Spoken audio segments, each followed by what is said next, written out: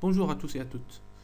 Je vais vous présenter une série de vidéos qui auront comme sujet la recherche d'informations sur Internet. Et oui, il n'y a pas que Google.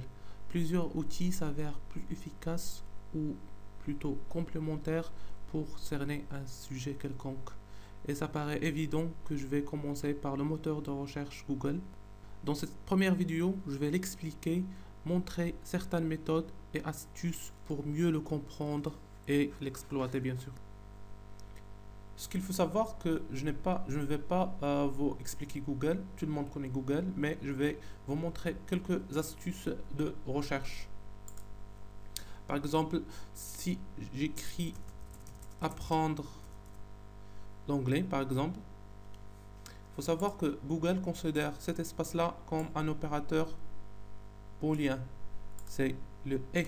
C'est comme si j'écris comme ça.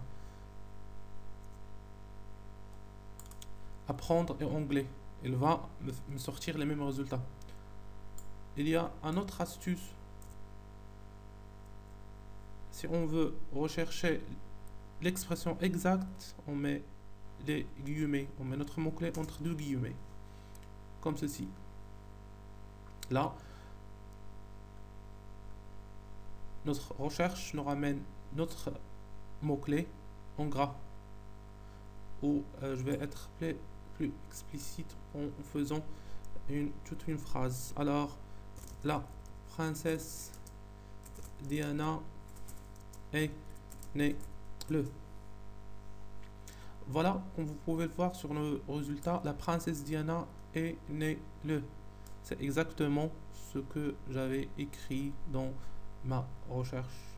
Et c'est pour ça que vous allez trouver un nombre minime de résultats. Seulement 4 résultats. On ne va pas se perdre dans des milliers de résultats.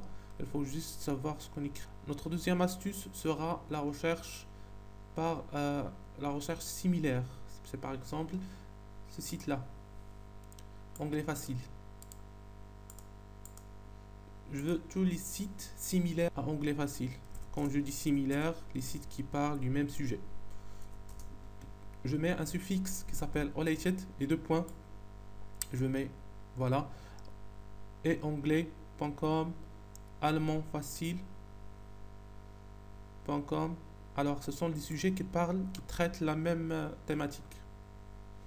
Si par exemple, je cherche un truc spécifique dans le même site, par exemple, je veux chercher des cours d'anglais pour adultes dans le site d'anglais facile. Ok, là je mets site, un suffixe site, ça veut dire je veux chercher dans ce site-là anglais pour adultes.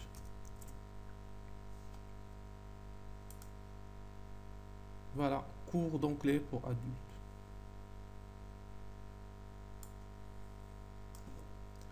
Et une autre astuce assez intéressante, c'est la recherche de fichiers à travers le moteur de recherche Google. Par exemple, si je veux que des PDF, je dois écrire ext .pdf et vous lancez votre recherche. Par exemple, cours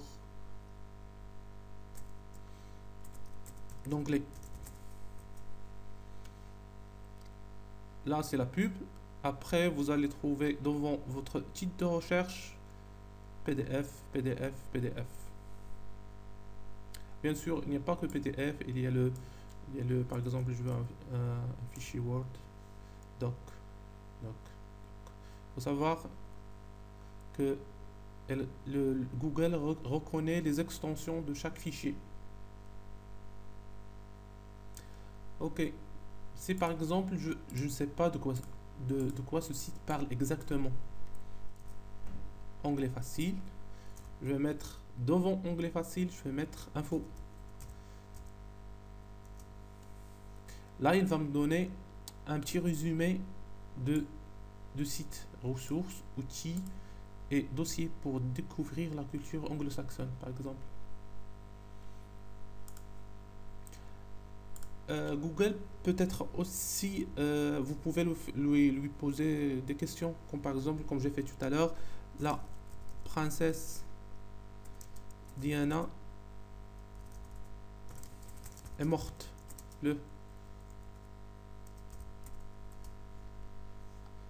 Là, le premier résultat va être ce que je veux. La mort de Princesse Diana le 31 août 1997. Albert Einstein est né le. Toujours, vous allez voir que le premier résultat, c'est toujours votre réponse. C'est là où il y a votre réponse.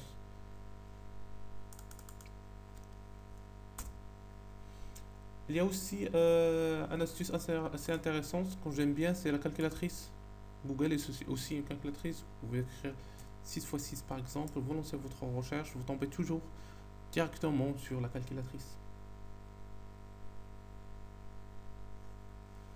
Ah oui, et l'astuce qui est très intéressante aussi, par exemple, si je veux apprendre l'anglais, mais je ne veux pas l'anglais du site Anglais Facile. Alors, je vais écrire anglais